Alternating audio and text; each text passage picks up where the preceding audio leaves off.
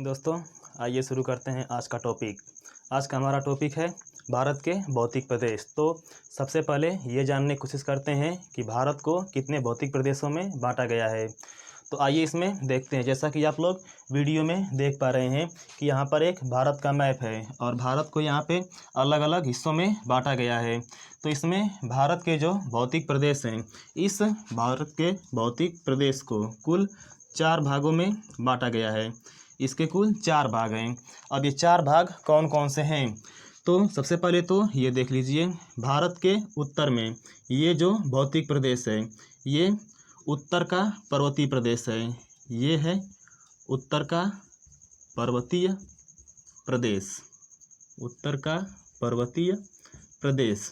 अब इसके बाद उत्तर के पर्वतीय प्रदेश के जस्ट नीचे ये वाला जो हिस्सा है, ये है उत्तर का विशाल मैदान। ये जो अगला भारत का भौतिक प्रदेश है, ये है उत्तर का विशाल मैदान, उत्तर का विशाल मैदान। तो उत्तर के विशाल मैदान को आप देख पा रहे होंगे कि इसका विस्तार यहाँ पे राजस्थान वगैरह जो राज्य हैं, राजस्थान हो गया, पंजाब है, हरियाणा है, उत्तर प्रदेश, बिहार, पश्चिम बंगाल, कुछ इसमें यहाँ पे झारखंड भी है, ठीक ना। और यहाँ पे असम, इन राज्यों में उत्तर के विशाल मैदान का विस्तार है। अगर यहाँ पर इसकी बात कर लिया जाए कि राजस्थान में जो थार का मरुस्थल है, तो ये थार का मरुस्थल भी उत्तर के विशाल मैदान के अंतर्गत ही आता है, ठीक। अब इसके बाद उत्तर के विशाल मैदान के जस्ट नीचे भारत का जो भौतिक प्रदेश है, ये है प्रायद्वीपीय पठार, ये है प्रायद्वीपीय पठार। और प्रायद्वीपीय पठार के बाद जो अगला भारत का भौतिक प्रदेश है, वो है तटीय प्रदेश। यहाँ पर ये देख सकते हैं कि भारत के तटीय प्रदेश को ये एक अलग रंग से इसको रंगा गया है।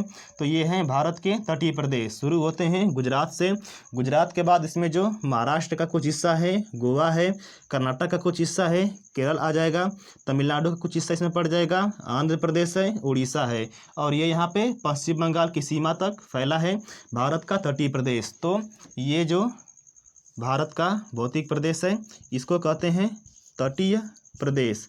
अब तटीय प्रदेश के बाद एक जो बच गया है द्वीप समूह।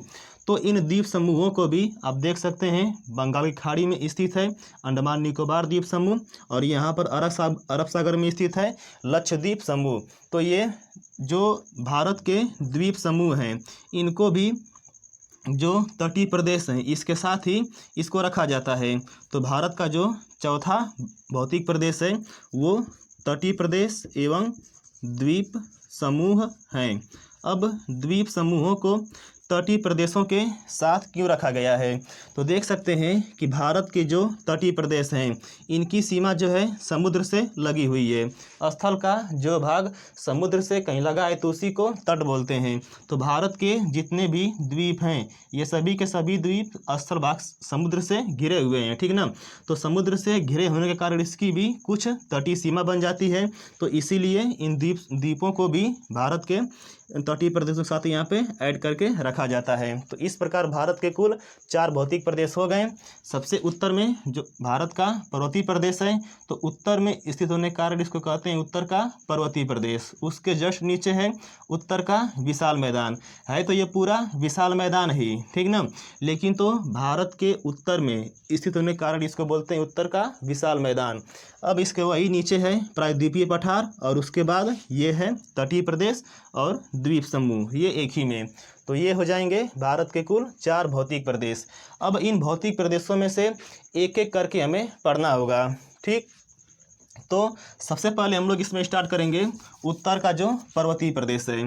पहला जो भारत का भौतिक प्रदेश है, उत्तर का पर्वतीय प्रदेश, उत्तर का पर्वतीय प्रदेश, उत्तर का पर्वतीय प्रदेश। तो अगर ये देखा जाए, जैसे कि मैप में आप देख सकते हैं कि उत्तर का जो पर्वतीय प्रदेश है, ये किन किन राज्यों में फैला हुआ है। तो इसमें आपका आ जाएगा लद्दाख, जम्मू कश्मीर, हिमाचल प्रदेश, उत्तराखंड, ये सिक्किम, यहाँ से अरुणाचल प्रदेश, नागालैंड, मणिपुर, मिजोरम, थोड़ा सा हिस्सा यहाँ पे मेघालय का है। ये आ जाएंगे उत्तर के पर्वतीय प्रदेश में। लेकिन उत्तर के पर्वतीय प्रदेश को पढ़ने से पहले हमको ये जानना होगा कि आखिर जो भारत के उत्तर में जो पर्वतीय प्रदेश हैं, आखिर इस पर्वतीय प्रदेश की उत्पत्ति कैसे हुई। जैसे कि उत्तर के पर्वतीय प्रदेश को हिमालय का नाम देते हैं कि भारत के उत्तर में जो इसका पर्वतीय प्रदेश है, इस पूरे पर्वतीय प्रदेश को हिमालय पर्वत के नाम से जाना जाता है। हिमालय पर्वत के नाम से जाना जाता है। तो हिमालय पर्वत की उत्पत्ति हुई कैसे है, तो हिमालय पर्वत की उत्पत्ति को जानने के लिए जाना पड़ेगा फ्लैशबैक में, ठीक ना। तो फ्लैशबैक यानी कि हिमालय की भी अपनी एक अलग कहानी है। तो आइए चलते हैं हिमालय के कुछ पीछे वाले वक्त में, यानी कि आज से कई करोड़ों साल पहले, जब हिमालय पर्वत नहीं था, या फिर उससे भी पहले जब पूरे महाद्वीप एक ही पास थे। तो आइए इसमें शुरू करते हैं कि हिमालय पर्वत की उत्पत्ति आखिर होती कैसी है। तो सबसे पहले तो ये देख लेते हैं कि जब पृथ्वी की उत्पत्ति हुई उस समय संपूर्ण स्थलखंड जो है वो एक ही जगह मौजूद हुआ करते थे। ये पूरे स्थलखंड को पैंजिया नाम दिया गया, पूरे स्थलखंड को पैंजिया नाम दिया गया। और जो संपूर्ण महासागर थे, ये संपूर्ण महासागर भी एक पास मौजूद थे, और महासागर को नाम दिया गया पैंथालासा महासागर। ये नाम हुआ पैंथालासा महासागर। अब इसके बाद पृथ्वी की आंतरिक हलचलों के कारण जो पैंजिया है, पैंजिया में दरार पड़ना शुरू हुआ, और बाद में यहाँ से जो पैंजिया है ये दो भागों में टूट गया। पैंजिया यहाँ से दो भागों में ऐसे टूटा। पैंजिया का जो भाग टूट के यहाँ से उत्तर की ओर गया, इसको नाम दिया गया अंगारा लैंड। इसका नाम पड़ा अंगारा लैंड। इस अंगारा लैंड का एक और नाम है लारेशिया, इसी को एक और नाम देते हैं लारेशिया। और जो भाग पैंजिया का टूट के यहाँ पे नीचे आया, इसको नाम दिया गया गोंडवाना लैंड, गोंडवाना लैंड। और इसमें अगर देखें कि जब पैंजिया में बीच में यहाँ पर दरार पड़ी, दरार पड़ने से जब ये दो भागों में टूटा, तो इसके बीच में ये टेथिस सागर के जो जल भर गए, इसमें जो बीच में जल भर गए, तो यहाँ पर एक सागर का निर्माण हुआ। इस सागर को नाम दिया गया टेथिस सागर, टेथिस सागर, ठीक। अब इसके बाद फिर से जो अंगारा लैंड है, इसमें भी इसके टूटने के कारण जिन महाद्वीपों का निर्माण हुआ, उन महाद्वीपों में आते हैं उत्तरी अमेरिका महाद्वीप। इसमें से जो अंगारा लैंड है, तो यहाँ बस अभी हम महाद्वीपों के नाम लिख देते हैं, चलिए बना ही देते हैं। अंगारा लैंड से जिन महाद्वीपों की उत्पत्ति हुई, तो इसमें से ये उत्तरी अमेरिका महाद्वीप, और इसके साथ ही यूरेशिया महाद्वीप की उत्पत्ति हुई, यूरेशिया महाद्वीप की। और जो गोंडवाना लैंड है, इसके टूटने से ये दक्षिणी अमेरिका महाद्वीप, दक्षिणी अमेरिका महाद्वीप, और ये अफ्रीका महाद्वीप, इसकी उत्पत्ति हुई। और यहाँ से पहले मैप को हम पूरा कर लेते हैं ऐसे। ये अपना प्रायद्वीपीय भारत है, और यहाँ से ये ऐसे चलेंगे आगे।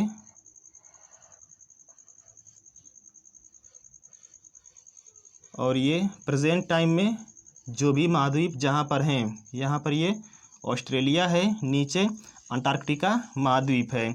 तो इसमें अगर देख लें तो जो अंगारा लैंड है, इसके टूटने से यहाँ पे नॉर्थ अमेरिका यानी कि उत्तरी अमेरिका महाद्वीप बना, और यहाँ से यूरेशिया महाद्वीप बना, यूरेशिया महाद्वीप। और जो गोंडवाना लैंड है, तो इसके टूटने से दक्षिणी अमेरिका महाद्वीप बना, और यहाँ से अफ्रीका महाद्वीप बना, ठीक। और यहाँ से ये ऑस्ट्रेलिया महाद्वीप, ऑस्ट्रेलिया महाद्वीप। और ये जो यहाँ पे है नीचे, तो अंटार्कटिका महाद्वीप।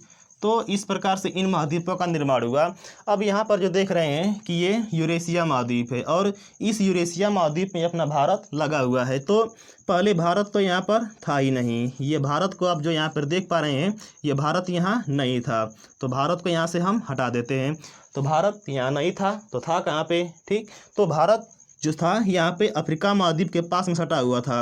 अफ्रीका महाद्वीप का यहाँ पे एक द्वीप है मेडागास्कर, और इसी के पास मौजूद था अपना ये प्रायद्वीपीय भारत। तो प्रायद्वीपीय भारत अफ्रीका महाद्वीप से प्लेट टेक्टोनिक गतिविधियों के कारण यहाँ से गति करते हुए आगे की तरफ बढ़ा। यहाँ से अपना प्रायद्वीपीय भारत प्लेट टेक्टोनिक गतिविधि के कारण गति करते हुए आया और वर्तमान समय के यहाँ पे जो यूरेशिया महाद्वीप है यहाँ पे इससे टक्कर हुई और टक्कर होने के बाद यहाँ पे हिमालय पर्वत की उत्पत्ति हुई। लेकिन अभी भी सवाल ये है कि ठीक है, हिमालय पर्वत तो बना, इतना अधिक ऊंचा कैसे उठ गया, ठीक ना। तो इसमें ये देखेंगे कि जिस समय ये यूरेशिया महाद्वीप में भारत ये नहीं लगा था, उस समय यूरेशिया महाद्वीप की लगभग जो अधिकांश नदियाँ थीं वो नीचे की तरफ ये प्रवाहित होती थीं और बहते समय जो यहाँ पे आप देख रहे हैं कि जो टेथिस सागर यहाँ पे बना है इन दोनों भूखंडों के बीच में।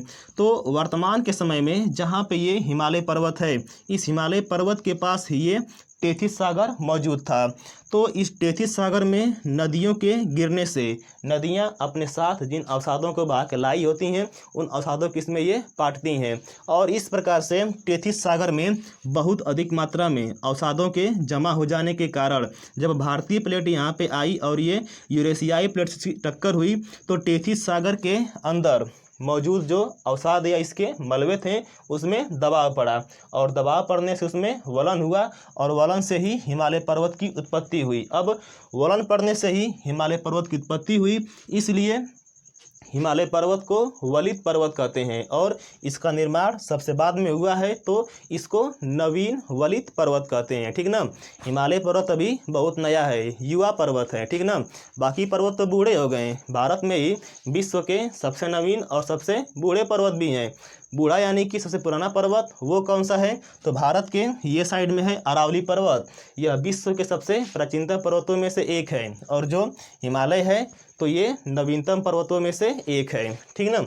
तो अब जैसे कि यहाँ पर तो ये देख लिए, अब बाकी जैसे कि महाद्वीप कैसे टूटे, भारतीय प्लेट कैसे गति करते हुए यहाँ पे आई, तो ये सब एक अलग टॉपिक है, ठीक ना। ये सब जैसे कि महाद्वीपीय विस्थापन सिद्धांत है, प्लेट टेक्टोनिक सिद्धांत है, तो ये सब हम लोग वहाँ पर पढ़ेंगे।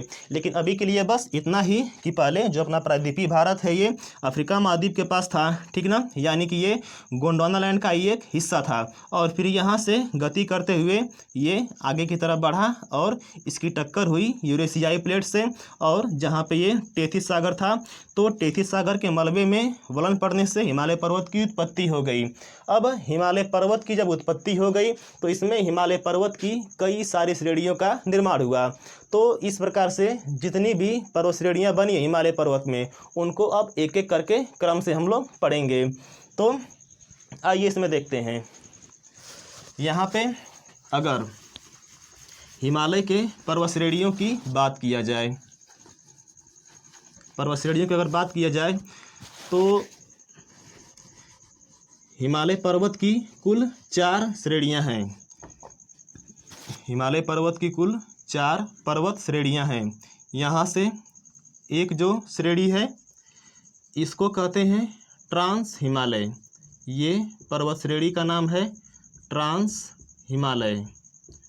ट्रांस हिमालय। इसके बाद देखेंगे अगर ट्रांस हिमालय की बात किया जाए तो ट्रांस हिमालय का निर्माण यहाँ पे जो महान हिमालय या जो मुख्य हिमालय है उसके निर्माण के पहले ही हो गया था। यानी कि अगर हिमालय पर्वत की चारों श्रेणियों की अगर बात किया जाए कि जो 4 श्रेणियां बनी थी तो उनमें से जो ट्रांस हिमालय है ये सबसे पुराना हिमालय है। इसके बाद ट्रांस हिमालय के बाद जो अगला हिमालय है तो ये है महान हिमालय। ये है महान हिमालय। इसको देख सकते हैं ये कहाँ से कहाँ तक है, इसका नाम है महान हिमालय। और इस महान हिमालय के बाद हिमालय पर्वत की जो अगली श्रेणी है इसी के समानांतर ये है लघु या मध्य हिमालय, ठीक ना। हिमालय पर्वत की ये जो अगली श्रेणी है इसका जो नाम है वो है लघु या मध्य हिमालय। तो इसमें अब देखते रहेंगे ये लघु या मध्य हिमालय। और उसके बाद हिमालय पर्वत की जो लास्ट सबसे निचली श्रेणी है वो है शिवालिक हिमालय। शिवालिक हिमालय की एक विशेषता ये है कि ये शिवालिक हिमालय अन्य हिमालय की श्रेणियों की तरह ये समानांतर नहीं है, बीच बीच में ये गायब है। जैसे कि अगर देखा जाए तो यहाँ तक तो आई है, नेपाल के पास ये जो लघु या मध्य हिमालय है इसी में मिल गई है। उसके पास उसके बाद जो यूपी में गोरखपुर है, तो गोरखपुर में ये चुरिया मुरिया नाम से यहाँ पे जानी जाती है। और उसके बाद यहाँ पे ये आगे आई है अरुणाचल प्रदेश में, और अरुणाचल प्रदेश में भी ये अनेक भागों में टूटी हुई है यहाँ पे। तो इसमें इसके अलग अलग नाम हैं, तो वो अभी हम लोग आगे वीडियो में देखेंगे। तो इसमें देख सकते हैं कि जो हमारा हिमालय है, हिमालय, इस हिमालय को हम लोग बांटे हैं 4 भागों में। हिमालय को 4 भागों में बांटे हैं। 4 भागों में से जो पहला भाग है वो है ट्रांस हिमालय, ट्रांस हिमालय। इसके बाद जो अगला है वो है महान हिमालय, और इसके बाद जो है वो लघु या मध्य हिमालय, लघु या मध्य हिमालय। और इसके बाद जो अगला हिमालय है वो है शिवालिक हिमालय, शिवालिक हिमालय। तो अब यहाँ पर हिमालय की जो 4 श्रेणियाँ हैं इनके बारे में अलग अलग पढ़ेंगे। तो शुरू से एक बार देखेंगे फिर से कि भारत के जो भौतिक प्रदेश है उसको 4 भागों में बांटा गया है। 4 भाग कौन कौन से हैं? उत्तर का पर्वतीय प्रदेश, उसके जस्ट नीचे उत्तर का विशाल मैदान, ठीक ना। उसके बाद जो है प्रायद्वीपीय पठार है, और उसके बाद तटीय मैदान और द्वीप समूह हैं, ठीक ना।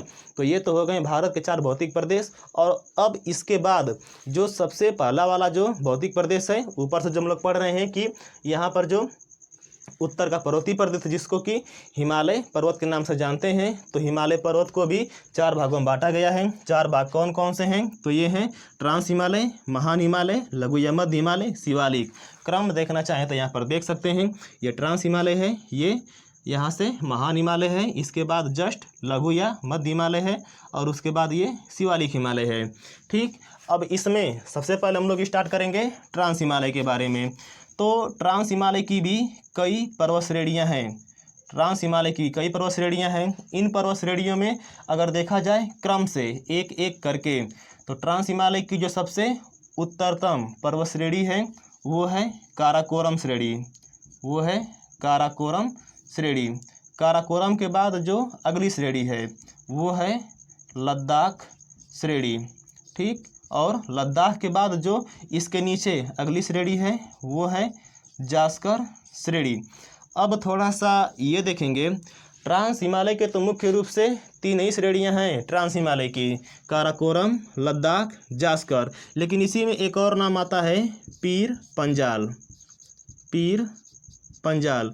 ये जो पीर पंजाल है, तो कभी कभी इसको देखा जाए तो इन चारों पर्वत श्रेणियों को ट्रांस हिमालय के अंतर्गत रखते हैं। यानी कि ट्रांस हिमालय के कुछ लोग मान लेते हैं कि 4 पर्वत श्रेणियां हैं, काराकोरम, लद्दाख, जास्कर और पीर पंजाल। लेकिन मुख्य रूप से ट्रांस हिमालय की 3 ही पर्वत श्रेणियां हैं, और वो हैं काराकोरम, लद्दाख, जास्कर, पीर पंजाल। अब यहाँ पर मैप में ये कहाँ पर पड़ेंगी, तो ऊपर देख सकते हैं जो लिखे हैं ट्रांस हिमालय, तो इसी में अब इसको ये दिखा देते हैं कि यही है काराकोरम श्रेणी, ठीक ना। ट्रांस हिमालय के अंतर्गत ये जो श्रेणी है ये है काराकोरम श्रेणी, काराकोरम श्रेणी। इसके अगर बाद आए यहाँ पे जो अगली श्रेणी है ये है लद्दाख श्रेणी, लद्दाख श्रेणी। लद्दाख श्रेणी के बाद जो अगली श्रेणी है ये है जास्कर श्रेणी, जास्कर श्रेणी, ठीक। और ये जो पीर पंजाल है, तो पीर पंजाल को देखा जाए तो ये महान हिमालय और मध्य हिमालय के बीच में है। जो पीर पंजाल पर्वत श्रेणी है तो ये महान हिमालय और मध्य हिमालय के बीच में स्थित है। और कुछ विद्वानों के अनुसार इस पीर पंजाल पर्वत श्रेणी को लघु या मध्य हिमालय के अंतर्गत रखते हैं, कि जो पीर पंजाल है वो लघु या मध्य हिमालय का ही एक हिस्सा है। अब इसमें इन पर्वत श्रेणियों की विशेषताएं क्या हैं, अब देखेंगे कि जो ट्रांस हिमालय है तो इसके 3 मुख्य भाग हो गए। अब 3 भागों को अलग अलग देखते हैं। इसमें से जो काराकोरम है, तो काराकोरम की विशेषता ये है कि यह पूरे भारत की सबसे उत्तरतम पर्वत श्रेणी है, ठीक ना। काराकोरम श्रेणी को उच्च एशिया की रीढ़ और कृष्णगिरी ये इसके अन्य नामों से जाना जाता है। और इस काराकोरम श्रेणी में ही भारत की जो सबसे ऊंची पर्वत चोटी है कौन सी? K2, ठीक ना। काराकोरम में ही भारत की सबसे ऊंची पर्वत चोटी K2 यहाँ पे मौजूद है। अब K2 का नाम पूछता है कि K2 का नाम क्या है, तो K2 का नाम है गॉडविन ऑस्टिन। इसका नाम है गॉडविन ऑस्टिन। ये तो हो गया। अब इसमें K2 क्या है, ठीक ना, जानना तो पड़ेगा ही। तो जानिए K2 क्या है। तो ये पूरी की पूरी काराकोरम पर्वत श्रेणी। इसमें देखिए जब अभी हम लोग इसके बारे में पढ़ रहे हैं तो बाकी के जो अन्य हिस्से हैं इसको हम मिटा देते हैं, बाकी के हिस्सों को यहाँ पे मिटाते हैं। और ये देखेंगे कि अगर मान लेते हैं कि ये काराकोरम पर्वत श्रेणी है और काराकोरम पर्वत श्रेणी की ये अलग अलग चोटियाँ हैं, तो चूँकि काराकोरम को के से यहाँ पे दर्शा दिए हैं तो इसमें ये काराकोरम की पहली चोटी हो जाती है, ये काराकोरम की दूसरी चोटी है, ये काराकोरम की तीसरी चोटी है, ये काराकोरम की चौथी चोटी है। इसी प्रकार से चोटियों का ऐसे क्रम से नामकरण कर दिया गया है कि ये K1 है, K2 है, K4 है, ठीक ना। तो इसी में जो दूसरे नंबर की पर्वत चोटी है K2, यही इस काराकोरम की भी और अपने पूरे भारत की भी सबसे ऊंची चोटी है। तो जब यह सबसे ऊंची चोटी है तो इसका एक नाम तो होना चाहिए, तो यही जो इस K2 का नाम है ये हो गया है गॉडविन ऑस्टिन। अब इसमें एक जो K4 है, ये K4 भी एक प्रमुख ऊंची चोटी है। तो K4 का जो नाम है K4 का नाम है गैसर ब्रूम, इसका नाम है गैसर ब्रूम, ठीक। तो K2 को गॉडविन ऑस्टिन कहते हैं और K4 को गैसर ब्रूम कहते हैं। तो ये तो हो गई इसकी चोटियों की बात। अब इसमें ये देखते हैं कि भारत के जो प्रमुख ग्लेशियर हैं वो प्रमुख ग्लेशियर भी इस ट्रांस हिमालय के अंतर्गत जो काराकोरम श्रेणी है इसी में ये पाए जाते हैं। तो अब ये प्रमुख ग्लेशियर कौन कौन से हैं तो इसको भी जान लेते हैं। तो भारत का जो सबसे बड़ा ग्लेशियर है कौन सा है, नाम पता है आप लोगों को? पता तो होगा ही। देखिए सबसे बड़ा ग्लेशियर भारत का जो है सियाचिन ग्लेशियर। तो ये सियाचिन ग्लेशियर इस काराकोरम श्रेणी की नुब्रा घाटी में स्थित है। इसके बाद जो अन्य ग्लेशियर हैं तो इसके अंतर्गत हैं वाल्टोरो है, वियाफो है और हिस्पर, ये अन्य ग्लेशियर हैं। इनका यहाँ पे जैसे कि बस हम दिखा दे रहे हैं, आप लोग नाम नोट कर लेंगे। अगर मैप बनाए तो उसमें आप लोग दिखाएंगे कि ये जो पहला नंबर पे यहाँ पे है ये है सियाचिन ग्लेशियर, इसके बाद है वाल्टोरो, फिर है वियाफो और यहाँ पे है हिस्पर। अगर इसको क्रम से हम दिखाएं कि ये पहला है, ये दूसरा है, ये तीसरा है, ये चौथा है, तो इसमें पहले नंबर पे, ठीक। इसी चीज़ को हम यहाँ पे दिखा दे रहे हैं कि यहाँ पे जो एक नंबर पे जो ग्लेशियर है ये है सियाचिन ग्लेशियर, सियाचिन ग्लेशियर। इसके बाद जो अगला ग्लेशियर है वो है हिस्पर, सॉरी हिस्पर नहीं है, वाल्टोरो है, वाल्टोरो। इसके बाद जो अगला ग्लेशियर है वो है वियाफो, वियाफो। और इसके बाद जो अगला ग्लेशियर है वो है हिस्पर। तो इस ट्रांस हिमालय के अंतर्गत जो काराकोरम पर्वत श्रेणी है इसी में भारत के प्रमुख जो ग्लेशियर हैं वो मौजूद हैं। और ग्लेशियर कौन कौन से हैं तो ये इसमें देख लेंगे, सियाचिन, वाल्टोरो, वियाफो, हिस्पर, ये प्रमुख ग्लेशियर हैं भारत के। अब इसके बाद काराकोरम के बाद आते हैं लद्दाख श्रेणी में। तो लद्दाख श्रेणी की विशेषता में क्या जान लेते हैं। पहले तो ये कि लद्दाख पर्वत श्रेणी की सबसे ऊंची चोटी कौन सी है। तो इस लद्दाख की जो सबसे ऊंची चोटी है इसका नाम है राकापोसी, राकापोसी। ये जो राकापोसी है इस लद्दाख श्रेणी की सबसे ऊंची चोटी है। और इसकी एक बहुत बड़ी विशेषता है, विशेषता ये है कि जो राकापोसी है जो चोटी है इस लद्दाख श्रेणी की, इसका जो ढाल है ये बहुत ही तीव्र है। ये राकापोसी विश्व की सबसे तीव्र ढाल वाली चोटी है। यानी कि इस पर्वत पे चढ़ाई करना बहुत ही मुश्किल है। तो आप लोग राकापोशी के लिए एक पॉइंट आप लोग नोट कर लेंगे कि जो राकापोशी है वो लद्दाख श्रेणी की सबसे ऊंची पर्वत चोटी है और यह विश्व की सबसे तीव्र ढाल वाली चोटी है। ठीक, तो ये विशेषता है लद्दाख श्रेणी की। अब यहाँ पर जो जास्कर श्रेणी है, तो जास्कर श्रेणी में अभी यहाँ पर इसका कोई खास वैसे महत्व तो नहीं है, इसको हम लोग आगे पढ़ेंगे जब कभी। यहाँ पे अगले वीडियो में भारत के प्रमुख दर्रे सुरंग वगैरह जो हैं वो सब पढ़ेंगे, तो उसके बारे में यहाँ पे जान लेंगे। तो ट्रांस हिमालय के बारे में एक बार फिर से कि ट्रांस हिमालय को 4 भागों में बांटा गया है। कौन कौन से?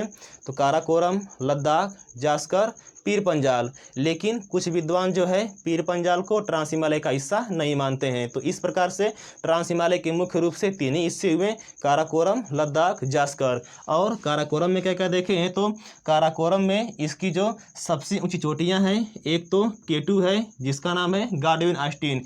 इसकी जो ऊंचाई है वो है 8611 मीटर और यह भारत की सबसे ऊंची चोटी है। लेकिन थोड़ी सी दिक्कत है। दिक्कत क्या है कि ये भारत की तो है लेकिन भारत में नहीं है। भारत में नहीं है तो कहाँ पर है? तो ये है POK में। इसमें आपको पता होगा पिछले वीडियो में कि भारत का जो ये वाला हिस्सा है इसको कहते हैं POK, पाक ऑक्युपाइड कश्मीर। तो यानी कि भारत का वह हिस्सा जो पाकिस्तान के कब्जे में है उस वाले हिस्से में ये आ जाता है K2। ठीक ना? तो K2 जो है भारत की तो है लेकिन भारत में नहीं है। कहाँ पर है? POK में है, लेकिन फिर भी यह भारत की ही है। अब इसके बाद देखते हैं हम लोग इस महान हिमालय के बारे में कि महान हिमालय की विशेषता क्या है। तो इस महान हिमालय को हम यहाँ से उठा ले रहे हैं। उठा लें? ठीक है, उठा लेते हैं।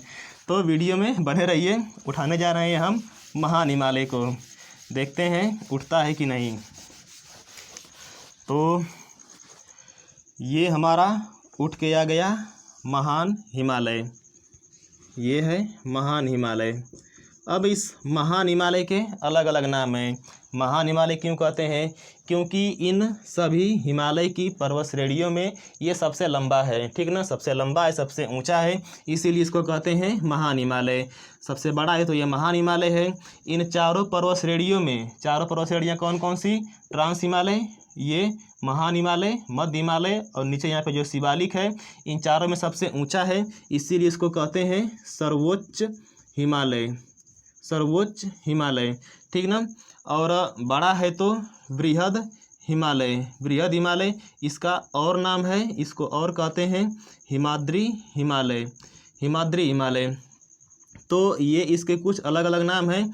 अब इसमें देखते हैं कि जो महान हिमालय का विस्तार है वो कहाँ से कहाँ तक है। तो महान हिमालय को देख सकते हैं कि ये यहाँ से लेके यहाँ तक है। तो ये दोनों जगहें कहाँ कहाँ पर हैं? तो पश्चिम में देखा जाए तो पश्चिम में एक जगह है नंगा पर्वत। यहाँ पर जो हम लिखे हैं लघु मध्य हिमालय, तो खैर वीडियो में ये देख पा रहे हैं कि जो ब्लैक कलर से है यही, सॉरी, ये जो ब्लैक कलर से है ये तो खैर शिवालिक हिमालय है। और इस लघु या मध्य हिमालय को यहाँ पर थोड़ा सा मिटाते हैं। और जो महान हिमालय की स्टार्टिंग है पश्चिम में, तो यहाँ पर एक पर्वत है, पर्वत का नाम है नंगा पर्वत। तो इसका विस्तार महान हिमालय का पश्चिम में नंगा पर्वत से लेके इस प्रकार से पूरब में देखा जाए तो ये नामचा बरवा पर्वत तक है। यहाँ पर पूरब में नामचा बरवा पर्वत तक है। ठीक। और ये जो महान हिमालय है, तो यहाँ से क्वेश्चन बनता है कि महान हिमालय का विस्तार किन दो पर्वतों के मध्य में है। तो पश्चिम में कौन सा पर्वत है? नंगा पर्वत। पूर्व में कौन सा पर्वत है? तो नामचा बरवा पर्वत। लेकिन खैर ये तो हो गए पर्वत। एक क्वेश्चन भी बनता है कि महान हिमालय का विस्तार किन नदियों के बीच में है। तो नदी कौन कौन सी होंगी देखते हैं। एक नदी है सिंधु नदी, जिसकी उत्पत्ति यहाँ पर तिब्बत में स्थित मानसरोवर झील से होती है और भारत में यह लद्दाख और जास्कर श्रेणियों के बीच से होके बहती है। और जहाँ से ये ऐसे मुड़ती है, तो जो यहाँ पे नंगा पर्वत है इसी के पास से ये सिंधु नदी घूमती है। यानी कि इस महान हिमालय का जो पश्चिमी विस्तार है वो सिंधु नदी तक है और पूरब में ये जो गया है नामचा बरवा पर्वत तक। तो यहाँ से एक नदी है ब्रह्मपुत्र नदी इसके बीच में स्थित है। यानी कि नदी की बात किया जाए तो जो महान हिमालय है वह सिंधु और ब्रह्मपुत्र नदी के बीच में है, और पर्वत की बात किया जाए तो नंगा पर्वत से लेके नामचा बरवा पर्वत के मध्य यह स्थित है। अब इसमें आगे देखते हैं इसकी विशेषता के बारे में। तो जो महान हिमालय है ये पूरे विश्व में अपनी सर्वोच्च चोटियों के लिए प्रसिद्ध है। अब इसकी जो सर्वोच्च चोटियां हैं तो वो कौन कौन सी हैं, तो इसमें यहाँ पर तो हम खैर एक तो आपको पता हो ही गया कि यहाँ पर नंगा पर्वत है, नंगा पर्वत। इसके बाद जब आगे बढ़ते हैं इन जो महान हिमालय इसकी पर्वत चोटी की बात किया जाए तो ये नंगा पर्वत तो हो ही गया। इसके बाद आगे बढ़ेंगे तो एक पर्वत है जिसका नाम है बंदरपूंछ। बंदरपूंछ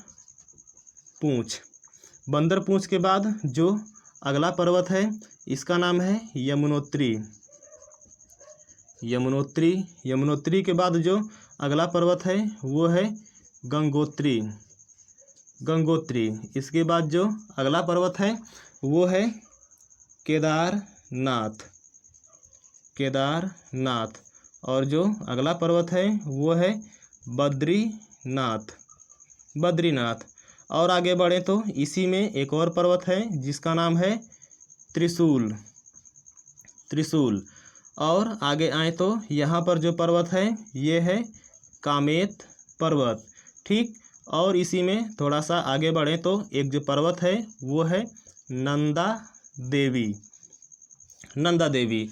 अब इसमें ये जितने पर्वतों को आप देख रहे हैं कि बंदरपूंछ, यमुनोत्री, गंगोत्री, केदारनाथ, बद्रीनाथ, त्रिशूल, नंदा देवी और ये बीच में यहाँ पे कामेत है, तो ये सभी जो पर्वत हैं ये सब के सब भारत के उत्तराखंड राज्य में ये स्थित हैं। ठीक, भारत के उत्तराखंड राज्य में स्थित हैं। अब इसके बाद यहाँ से अगर उत्तराखंड के बाद आगे बढ़ें तो आएगा नेपाल। तो नेपाल में इस महान हिमालय के कौन कौन से पर्वत हैं, तो इसको देखा जाए तो यहाँ पे है सबसे पहले धौलागिरी। धौलागिरी धौलागिरी। इसके बाद आगे बढ़े तो ये है अन्नपूर्णा। अन्नपूर्णा। इसके बाद है मनसालू। मनसालू। इसके बाद है गौरी शंकर। गौरी शंकर।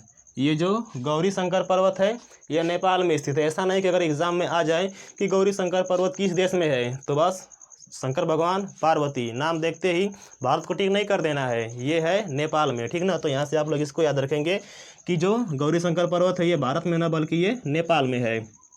इसके बाद यहाँ से और आगे बढ़े तो यहाँ से हो जाएगा एक छोयू और इसी के बाद यहाँ पर ये है mount Everest. Mount Everest. Mount Everest के बाद है मैकालू। मैकालू और इसके बाद अब इसी के बाद यहाँ पे अगर देख लिया जाए तो यहाँ से यहाँ तक जितने भी पर्वत हम लिखे हैं ये सभी पर्वत नेपाल में स्थित हैं, नेपाल में। और अगर इसके बाद आगे बढ़ें तो पहुँचेंगे हम लोग सिक्किम में, और सिक्किम में जो पर्वत है वो है कंचनजंगा पर्वत। कंचनजंगा पर्वत यानी कि जो हम यहाँ पर दिखाए हैं कंचनजंगा पर्वत वो यहाँ पे भारत के सिक्किम में स्थित है कंचनजंगा पर्वत। और फिर यहाँ से लास्ट में आगे बढ़े तो ये होगा नामचा बरवा पर्वत, यानी कि यहाँ पर आ जाएंगे तो ये हो जाएगा नामचा बरवा। नामचा बरवा। तो अगर इसको लिखना है तो नोट कर लीजिए या एक स्क्रीनशॉट ले लीजिए।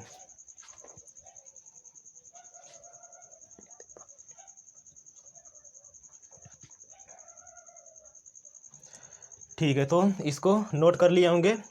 अब यहाँ से कुछ क्वेश्चंस देखते हैं कि जो महान हिमालय है इस महान हिमालय में ही जो पूरे विश्व की सर्वोच्च चोटी है नाम क्या है उसका, माउंट एवरेस्ट। तो यहाँ से क्वेश्चन ये बनता है कि जो माउंट एवरेस्ट है वो किस देश में है। तो अगर देश की बात किया जाए तो ये पड़ेगा नेपाल में। यहाँ पे ये नेपाल है और नेपाल में ही ये तिब्बत और नेपाल का जो बॉर्डर है यहीं पे ये स्थित है माउंट एवरेस्ट। तो माउंट एवरेस्ट नेपाल में है और नेपाल में माउंट एवरेस्ट को कहते क्या हैं? तो माउंट एवरेस्ट को नेपाल में सागरमाथा का नाम से जाना जाता है, ठीक। और इसके बाद बगल में जो चीन का जो प्रदेश है तिब्बत, तो तिब्बत में माउंट एवरेस्ट को किस नाम से जानते हैं? तो वहाँ पे इसको कहते हैं चोमोलुंगमा, ठीक। चोमोलुंगमा का अर्थ क्या होगा? तो पर्वतों की रानी। तो यहाँ से 2 पॉइंट आप लोग याद रखेंगे कि माउंट एवरेस्ट को यहाँ पे नेपाल में सागरमाथा और तिब्बत में चोमोलुंगमा के नाम से जाना जाता है। अब इसके बाद हिमालय की जो अगली पर्वत श्रेणी है लघु या मध्य हिमालय, इसके बारे में पढ़ते हैं। अच्छा, ये जो आपको बताए हैं इनका क्रम से ही आपको याद करना पड़ेगा, क्योंकि कभी कभी एग्ज़ाम में पर्वतों के नाम दे देता है ऑप्शन में और ये पूछता है कि इनका पूरब से पश्चिम की ओर क्रम कौन सा है या पश्चिम से पूरब की ओर क्रम सा है। तो इसको आप लोग याद रखेंगे कि यहाँ पे नंगा पर्वत है, फिर बंदरपूंछ, उसके बाद यमुनोत्री, गंगोत्री, केदारनाथ, बद्रीनाथ, त्रिशूल, कामेत, नंदा देवी, और नेपाल में फिर ये धौलागिरी, अन्नपूर्णा, मंसालू, गौरी शंकर, छोयू, माउंट एवरेस्ट, मैकालू, सिक्किम में है कंचनजंगा और अरुणाचल प्रदेश में है नामचा बरवा। तो अब ज़्यादा लेट नहीं करते हैं, आगे से हम लोग देखते हैं महान हिमालय के बाद जो अगला है लघु या मध्य हिमालय। तो अब इस महान हिमालय को हम मिटा देते हैं, महान हिमालय को मिटाते हैं। और अब अगली जो बारी है वो लघु या मध्य हिमालय की है, लघु या मध्य हिमालय, लघु या मध्य हिमालय। तो लघु या मध्य हिमालय किस लिए प्रसिद्ध है? लघु या मध्य हिमालय से जो क्वेश्चन बनते हैं कि लघु या मध्य हिमालय के जो पर्वतीय ढाल हैं, लघु या मध्य हिमालय के जो पर्वतीय ढाल हैं, इन पर्वतीय ढालों पे जो शंकुधारी वन हैं, ये शंकुधारी वन बहुत अधिक मात्रा में पाए जाते हैं। लघु या मध्य हिमालय के पर्वतीय ढालों पे शंकुधारी वन अधिक मात्रा में पाए जाते हैं। अगर कुछ शंकुधारी वनों की बात किया जाए, शंकुधारी वन के अंतर्गत कौन कौन से पेड़ आते हैं, जैसे कि देख लिया जाए तो चीड़ है, चीड़, देवदार, स्प्रूस, स्प्रूस होगा, हाँ स्प्रूस। तो ये कुछ वृक्ष हैं जो कि शंकुधारी वन के अंतर्गत आते हैं। तो इस प्रकार के वन लघु या मध्य हिमालय के ढालों पे मिलते हैं। इसके बाद लघु या मध्य हिमालय में भारत के जो पर्वतीय प्रदेशों में जो प्रमुख पर्यटक स्थल हैं, तो पर्यटन के लिए ये बहुत ही प्रसिद्ध है। अब पर्यटन में कौन कौन सी जगहें प्रमुख रूप से हैं, तो इसमें से अगर देखा जाए तो कुल्लू, मनाली, शिमला, मसूरी, नैनीताल, रानीखेत, और आगे क्रम में इसी में बढ़े तो दार्जिलिंग, और एक जगह है डलहौजी। तो ये भारत के उत्तर में जो पर्वतीय प्रदेश है और पर्वतीय प्रदेश के अंतर्गत जो लघु या मध्य हिमालय है, उसमें ये कुछ प्रमुख घूमने फिरने की जगहें हैं, टूरिज्म के लिए प्रमुख जगहें हैं। इनमें कुल्लू, मनाली, शिमला, मसूरी, नैनीताल, रानीखेत, हल्द्वानी, दार्जिलिंग और ये डलहौजी स्थित है। अगर कभी आप हिमालय पर्वत पे घूमने जाइए तो आप इन जगहों पे जरूर घूमिएगा, ठीक ना, बहुत अच्छी ये जगहें हैं। तो इसमें आप लोग देख लिए कि ये शंकुधारी वन और पर्यटन के लिए प्रसिद्ध है। इसके बाद इसकी एक विशेषता और है, यहाँ पे जो लघु या मध्य हिमालय है, इस लघु या मध्य हिमालय में ही छोटे छोटे घास के मैदान में पाए जाते हैं, छोटे घास के मैदान पाए जाते हैं। अब ये जो घास के मैदान हैं तो हैं कौन कौन से? इन घास के मैदानों को क्वेश्चन बनता है कि लघु या मध्य हिमालय में जो उत्तराखंड में घास के मैदान पाए जाते हैं तो उनको कहते क्या हैं? तो भारत के उत्तराखंड में जो घास के मैदान मिलते हैं उसको कहते हैं बुग्याल, बुग्याल या पयार। ये हैं इसमें मौजूद घास के मैदान। और इन्हीं घास के मैदानों में कुछ जो घास के मैदान हैं तो वो भारत के जम्मू कश्मीर राज्य में हैं। तो जो घास के मैदान जम्मू कश्मीर में स्थित हैं उनको बोलते हैं मर्ग। अगर मर्ग की बात कर लिया जाए तो इस मर्ग में जैसे कि गुलमर्ग, गुलमर्ग और सोनमर्ग, गुलमर्ग सोनमर्ग, ये इसमें प्रमुख घास के मैदान हैं। तो इन घास के मैदानों को भी याद रखेंगे। उत्तराखंड में कौन कौन से? बुग्याल, पयार, ठीक। जम्मू कश्मीर में मर्ग, मर्ग से कौन से मर्ग? गुलमर्ग, सोनमर्ग, ठीक। अब ये तो हो गया लघु या मध्य हिमालय के बारे में। अब लास्ट हिमालय का जो सबसे निचली पर्वत श्रेणी है वो है शिवालिक हिमालय, शिवालिक हिमालय। तो इसमें से भी आप लोग वीडियो को रोक के नोट कर लेंगे और आगे हम लोग बढ़ते हैं। यहाँ पे हिमालय की जो अगली पर्वत श्रेणी है सबसे लास्ट में, तो वो कौन सी है? वो है शिवालिक हिमालय, शिवालिक हिमालय, शिवालिक हिमालय। अब इसमें अगर देखते हैं शिवालिक हिमालय की बात किया जाए तो भारत में तो आप ये देख पा रहे हैं कि शिवालिक हिमालय यहाँ से स्टार्ट हुआ है, नेपाल तक आया, इसके बाद ये गायब है और आगे जाके ये अरुणाचल प्रदेश में अलग अलग भागों में ये टूट गया है। लेकिन शिवालिक हिमालय का विस्तार बस यहीं से नहीं है, पाकिस्तान तक तो ये आया है, भारत पाकिस्तान के बॉर्डर तक, यहीं से गायब हो गया है। और आगे पाकिस्तान में ये सुलेमान और किरथर पहाड़ियों के नाम से जाना जाता है, सुलेमान और किरथर पहाड़ियों के नाम से इसको जानते हैं। तो एक प्रकार से हम कह सकते हैं कि जो शिवालिक हिमालय है वह पाकिस्तान में सुलेमान पर्वत से लेकर स्टार्ट हुआ है, उसके बाद ये भारत के यहाँ तक आया है। और आगे जो पूर्वोत्तर भारत हैं तो पूर्वोत्तर भारत में ये कई छोटे छोटे भागों में टूट गए हैं, तो उनको वहाँ पे पूर्वांचल की पहाड़ियाँ कहते हैं। तो पूर्वांचल की पहाड़ियों को हम लोग बाद में अलग से पढ़ लेंगे। अभी इसकी कुछ विशेषता क्या है, तो विशेषता इनकी ये हो जाएगी, बस नोट कर लेंगे कि जो शिवालिक हिमालय है ये एक बराबर नहीं है, बीच बीच में ये छिटफुट है, ठीक। और इसमें अगर देखा जाए तो शिवालिक हिमालय में जो घाटियाँ मौजूद हैं उन घाटियों को दून और द्वार कहते हैं, दून और द्वार। अब ये दून और द्वार क्या होते हैं? तो अगर कोई पर्वत है, इस प्रकार से पर्वत है, पर्वतों के बीच में जो खाली जगह होती इसी को घाटी कहते हैं। तो अगर किसी पर्वत के, ये पर्वत है, अगर किसी पर्वत के ऐसे किसी पर्वत के पश्चिम में अगर कोई घाटी है तो इसको द्वार कहते हैं। किसी पर्वत के पश्चिम में कोई घाटी है तो इसको द्वार कहते हैं। और किसी पर्वत के पूरब में कोई घाटी है तो इसको दून कहते हैं। तो ये दून और द्वार ये मौजूद हैं शिवालिक हिमालय में। अब ये देखते हैं कि एक बार फिर से पूरा जो हम लोग पढ़े हैं उत्तर के पर्वतीय प्रदेश के बारे में, तो बस 5 मिनट में एक बार रिवाइज इसको कर लेते हैं शुरू से पूरा। भारत के जो भौतिक प्रदेश है इसको बांटा गया 4 भागों में।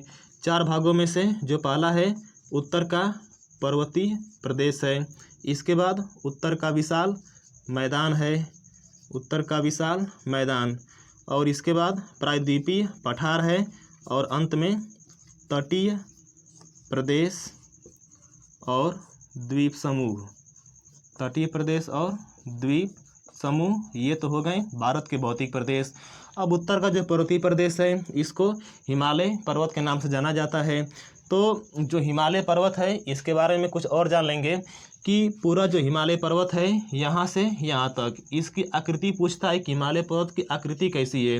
तो हिमालय पर्वत की आकृति जो है चापाकार या धनुषाकार है।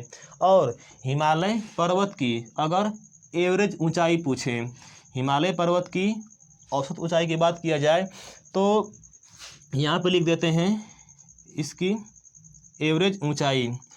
तो ये तो है 6000 मीटर, ठीक ना। और अगर इसकी पूरी लंबाई की बात किया जाए इस पूरे हिमालय पर्वत की, तो इसकी एवरेज जो लंबाई है, लंबाई ये हो जाएगी 2400 किलोमीटर। ठीक, अब इसमें से जो पर्वतीय प्रदेश है, इस पर्वतीय प्रदेश को हिमालय पर्वत के नाम से जानते हैं। और जो हिमालय पर्वत है, तो इस हिमालय पर्वत को कितने भागों में बांटे हम लोग? 4 भागों में। 4 भागों में से कौन कौन सा? ट्रांस हिमालय, महान हिमालय, लघु या मध्य हिमालय, और अंत में जो है शिवालिक। शिवालिक हिमालय सबसे नीचे है, इसीलिए इसको बाह्य हिमालय भी कहते हैं, और इसको बाह्य हिमालय कहते हैं। हाँ ठीक है, इसको बाह्य हिमालय कहते हैं, शिवालिक। अब इसमें ट्रांस हिमालय को देखे थे, इसकी कई पर्वत श्रेणियाँ हैं। पर्वत श्रेणियों में काराकोरम, फिर लद्दाख और जास्कर। इसी में एक और जो पर्वत श्रेणी है पीर पंजाल। वैसे अगर देखा जाए तो है तो ट्रांस हिमालय का हिस्सा, लेकिन कुछ विद्वान पीर पंजाल को ट्रांस हिमालय के अंतर्गत नहीं मानते हैं। तो ट्रांस हिमालय की मुख्य रूप से 3 ही पर्वत श्रेणियाँ हैं, काराकोरम, लद्दाख और जास्कर। और इसमें काराकोरम में क्या देखे थे कि काराकोरम में जो भारत की प्रमुख ऊंची चोटियाँ हैं, इसमें से K2 है। K2 का नाम गार्डुइन ऑस्टिन, K4 का नाम गैसरब्रूम। इसी में ही भारत के प्रमुख जो ग्लेशियर हैं, भारत के प्रमुख ग्लेशियर में सियाचिन, वाल्टोरो, बियाफो, इस्पर। ठीक, लद्दाख श्रेणी में इसकी जो सर्वोच्च चोटी है कौन सी है? राकापोसी। और इसकी विशेषता ये है कि यह विश्व की सबसे तीव्र ढाल वाली चोटी है। जास्कर श्रेणी के बारे में तो कोई खास यहाँ पर बताया नहीं है। और इसके बाद जो महान हिमालय है, तो महान हिमालय पूरे विश्व में अपनी सर्वोच्च चोटियों के लिए प्रसिद्ध है। वो चोटियाँ कौन कौन सी हैं तो आप लोग नोट कर चुके हैं। अगर बस स्पेशली महान हिमालय की बात किया जाए तो इसकी जो कुल लंबाई है, महान हिमालय की कुल लंबाई वो है 2500 किलोमीटर। हाँ, 2500 किलोमीटर। और इसका विस्तार कहाँ से कहाँ तक है? तो पश्चिम में नंगा पर्वत से लेके पूरब में नामचा बरवा पर्वत तक।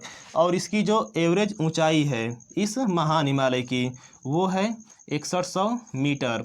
और इसके बाद क्या बताए हैं? लघु या मध्य हिमालय। तो लघु या मध्य हिमालय की विशेषता क्या है कि इसके ढलानों पे जो शंकुधारी वन है, ये शंकुधारी वन पाए जाते हैं। और इसमें क्या देखे थे कि इसमें जो प्रमुख पर्यटन स्थल हैं वो पाए जाते हैं, और प्रमुख जो घास के मैदान हैं वो भी इसी पर्वत श्रेणी में पाए जाते हैं। और शिवालिक हिमालय, तो शिवालिक हिमालय का विस्तार अगर देखा जाए तो पश्चिम में पाकिस्तान में मौजूद जो सुलेमान पर्वत है, तो यहाँ से लेके बीच बीच में ये कहीं कहीं गायब हो गया है। भारत में यहाँ पर दिखा है, नेपाल के पास गायब है, अरुणाचल प्रदेश, नागालैंड, मणिपुर, मिजोरम में ये तो है, लेकिन ये कहीं कहीं छिटपुट अवस्था में है। और भारत का जो पूर्वोत्तर का क्षेत्र है, तो इसमें यहाँ पे इसको पूर्वांचल की पहाड़ियों के नाम से जाना जाता है। तो ये इसको हम लोग यहाँ पे अलग से पढ़ लेंगे। तो शिवालिक हिमालय के बारे में तो ये हो गया। और ये इस हिमालय का सबसे नीचे वाला हिस्सा है, इसीलिए इसको एक और नाम देते हैं बाह्य हिमालय। ठीक, तो आज के क्लास में बस इतना ही। और कल हम लोग ये पढ़ेंगे अगले वीडियो में कि जो पूर्वांचल की पहाड़ियाँ हैं तो अलग अलग राज्यों में इनके कौन कौन से नाम हैं। इसके बाद हिमालय का जो विभाजन हुआ है, यानी कि जो हिमालय की पर्वत श्रेणियाँ हैं, ट्रांस हिमालय, महान हिमालय, इसको कौन सी रेखाएं अलग करती हैं, और हिमालय का जो प्रादेशिक विभाजन है वो हम लोग अगले वीडियो में पढ़ेंगे। तो आज के लिए इतना ही। जय हिंद।